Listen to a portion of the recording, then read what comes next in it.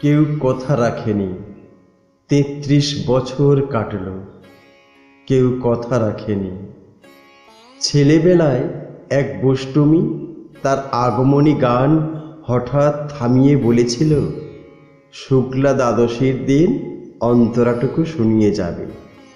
তারপর কত চন্দ্রভূপ অমাবস্যা এসে চলে গেল, কিন্তু সেই বষ্টমী আর এলো না।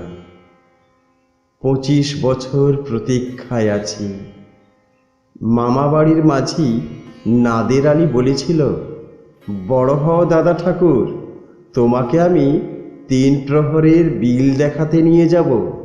সেখানে পদ্মফুলের মাথায় সাপ আর ভ্রমর খেলা করে।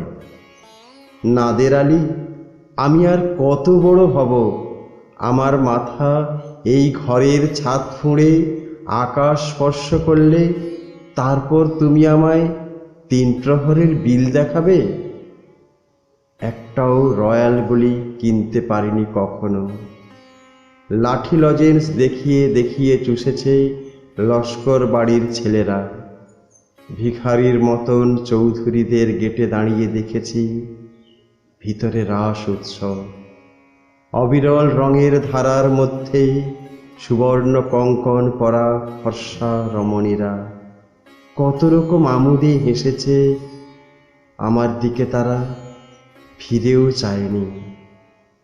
বাবা আমার কাঁধ ছুঁয়ে বলেছিলেন, দেখিস একদিন আমরাও। বাবা এখন অন্ধ, আমাদের দেখা হয়নি কিছুই। সেই রয়্যালগুলি, সেই লাঠি লজেন্স, সেই রাস উৎসব আমায় কেউ ফিরিয়ে দেবে না। বুকের মধ্যে সুগন্ধি রুমাল রেখে বরুণা বলেছিল, যেদিন আমায় সত্যিকারের ভালোবাসবে সেদিন আমার বুকেও এরকম আতরের গন্ধ হবে। ভালোবাসার জন্যে আমি হাতের মুঠোয় প্রাণ নিয়েছি, দুরন্ত ষাঁড়ের চোখে বেঁধেছি লাল কাপড়। বিশ্ব সংসার তন্ন তন্ন করে খুঁজে এনেছি ১০৮টা নীল পদ্ম, তবু কথা রাখেনি বরুণা। এখন তার বুকে শুধুই মাংসের গন্ধ। এখনো সে যে কোনো নারী।